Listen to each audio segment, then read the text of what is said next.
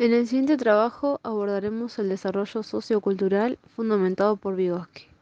Su teoría consistió en examinar cómo funciones psicológicas superiores, tales como la atención, la memoria y el pensamiento, aparecen primero en su forma elemental y luego cambian a formas superiores, responsabilizando de ellos a las líneas de desarrollo natural y cultural, argumentando que es precisamente el desarrollo cultural el que transforma los procesos elementales en procesos superiores. Esta forma de aproximarse al estudio del desarrollo de los procesos psicológicos es lo que ha dado pie al planteamiento de los dominios o dimensiones genéticos del funcionamiento psicológico y lo que le sirve a Vygotsky para hacer la distinción entre las funciones elementales y superiores, así como seguir su evolución desde la filogénesis, pasando por las primeras manifestaciones de conducta inteligente en los seres humanos por la vía del método histórico-cultural hasta llegar a su estudio en la ontogénesis, dominio integrador de los diferentes ámbitos genéticos. En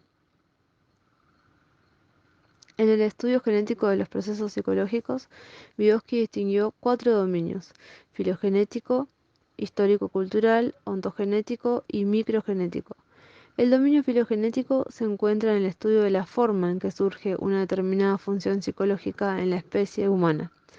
Por ejemplo, los trabajos con monos y chimpancés, en donde se busca encontrar una continuidad filogenética entre las transformaciones biológicas y la aparición de habilidades como la solución de problemas o funciones humanas como el habla.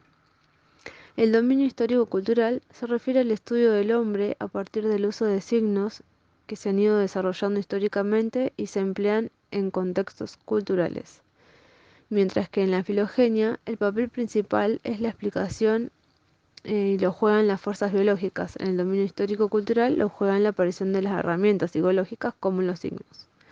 Cuando el hombre comienza a usar los signos como medios de comunicación, como para establecer vínculos entre aspectos materiales y los símbolos que emplea para señalarlos o para crearlos, cambia toda su estructura psicológica.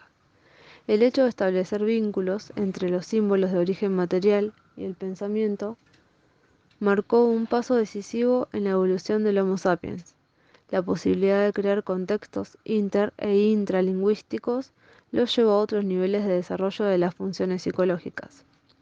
Esto es a lo que Wirth se refiere con la aparición de otro principio que él denomina la aparición del principio de contextualización y descontextualización, partiendo del hecho de que las diferencias encontradas en el tránsito de estos nuevos hombres provenientes de una sociedad primitiva a una sociedad que deja rastros de su actividad cultural, de su civilización, es decir, de que han pasado de una etapa de desarrollo social a otra.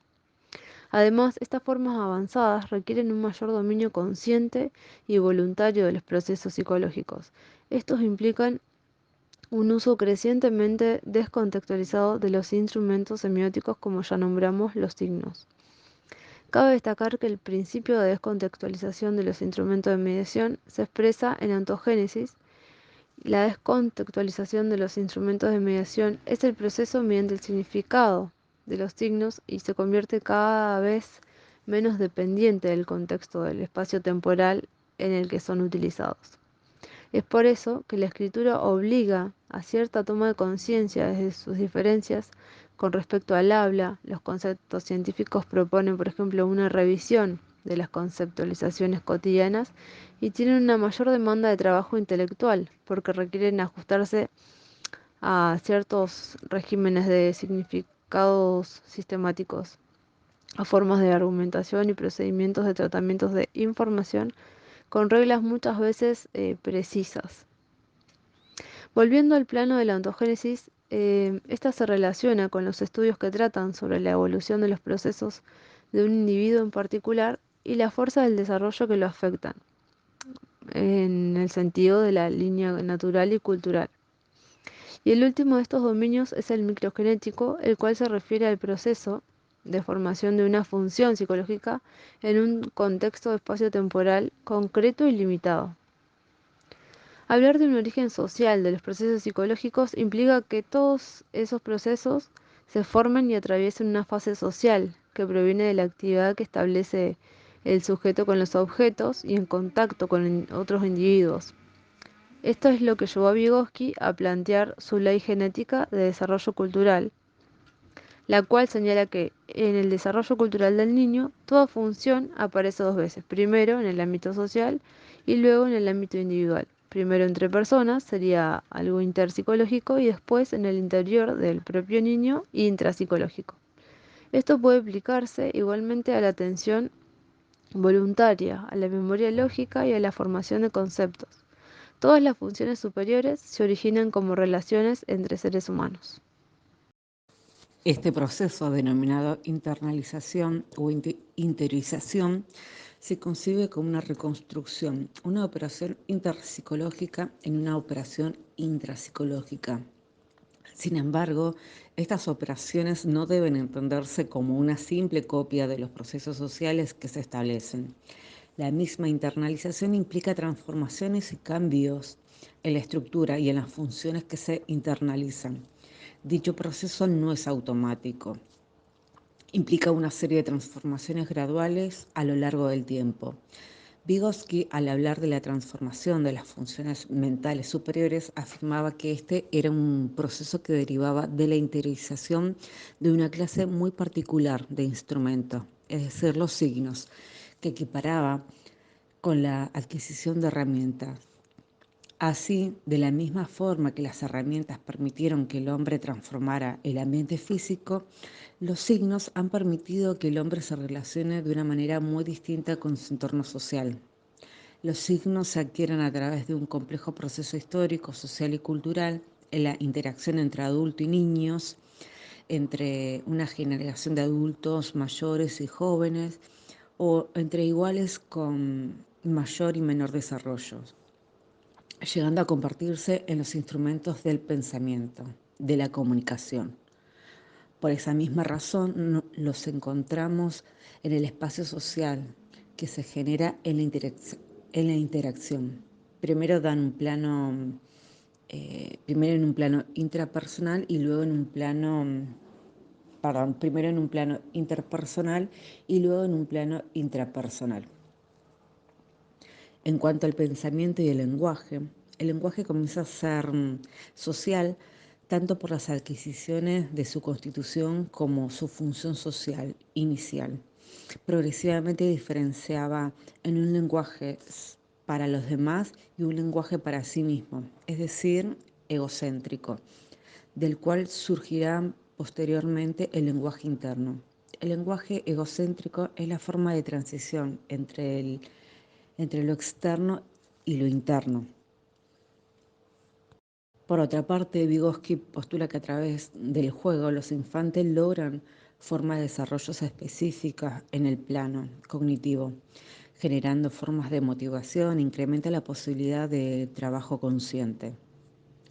Es decir, el juego simbólico colabora al infante a comprender las diversas normas y tipos de lenguaje. De esta manera, las formas avanzadas de los procesos superiores expresan un vector de desarrollo orientado hacia un mayor dominio del entorno físico, social y de sí mismo. Por otro lado, la zona de desarrollo próximo es definida por el autor como la distancia entre el nivel real de desarrollo terminado por la capacidad de resolver independientemente un problema y el nivel de desarrollo potencial determinado a través de una resolución de un problema bajo la guía de un adulto o la colaboración de un compañero más experto. Es por esto que este es un concepto de gran importancia para la educación en todos los niveles de enseñanza.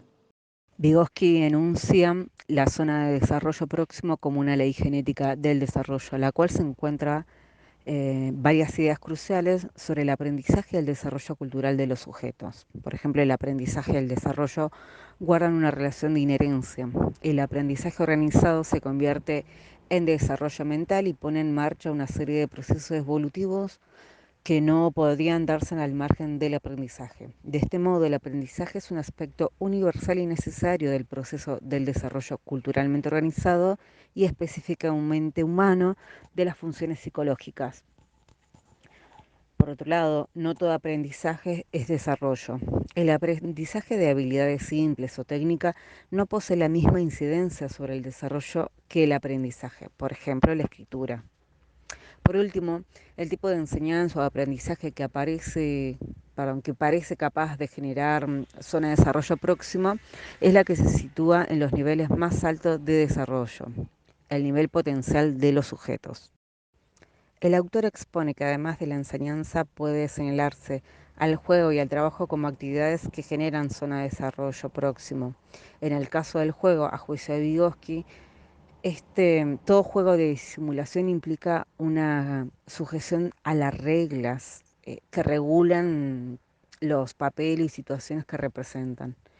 El juego prom- promovería la generación de zona de desarrollo en la medida en que el niño representa situaciones que exceden su nivel de desarrollo real, pero que enfrenta imaginariamente en el juego simulado.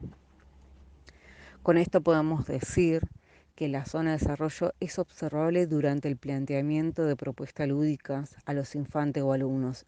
En los juegos, sobre todo aquellos que representan lo novedoso para los niños. Y estos deben activar una serie de mecanismos que tienen fundamento, por lo general, en el aprendizaje social, en la observación con los demás y la imitación. Generalmente esto se aprende desde la observación de otros niños.